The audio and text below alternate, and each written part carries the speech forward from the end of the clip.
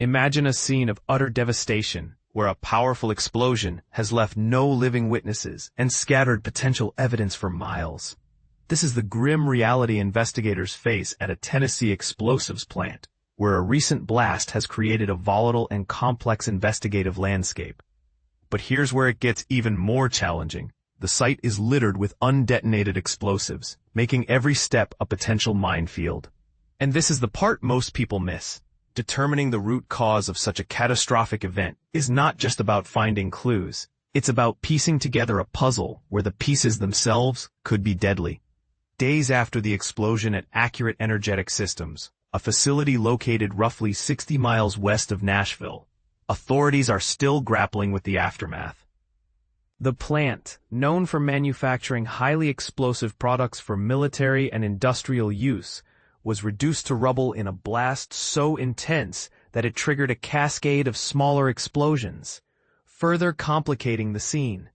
The initial investigation reveals a half-square-mile area of damage, with debris, some as tiny as a fingernail, scattered far and wide.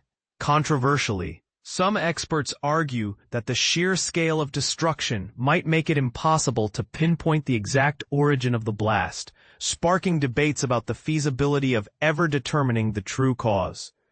Governor Bill Lee emphasized that before any meaningful investigation or victim recovery can begin, the area must be meticulously cleared of hazards. Foot by foot, he said, teams must ensure all explosives are neutralized. Bryce McCracken, a special agent with the Bureau of Alcohol, Tobacco, Firearms, and Explosives, ATF, echoed this sentiment, stating that only after the area is deemed safe will the post-blast investigation commence. But this process is painstakingly slow, with bomb technicians working at a snail's pace under the scorching Tennessee sun, clad in heavy protective gear. The ATF's elite National Response Team, which has handled high-profile cases like the 9/11 World Trade Center attack, is leading the effort.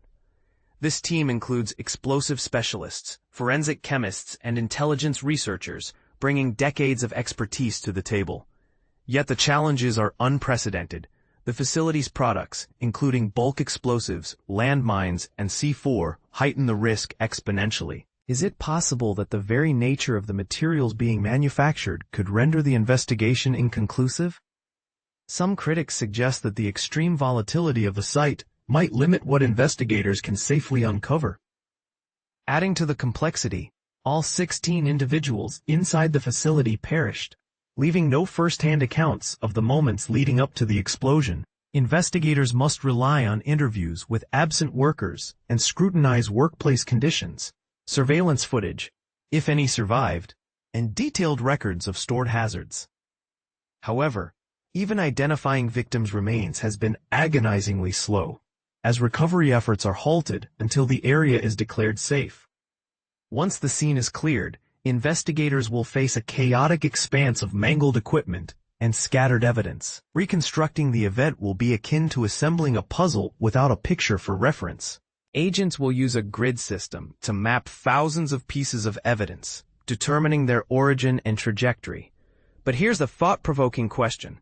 In a scenario where evidence is so fragmented and dangerous, how can we ensure that the investigation remains thorough and unbiased, especially when public and political pressures are mounting?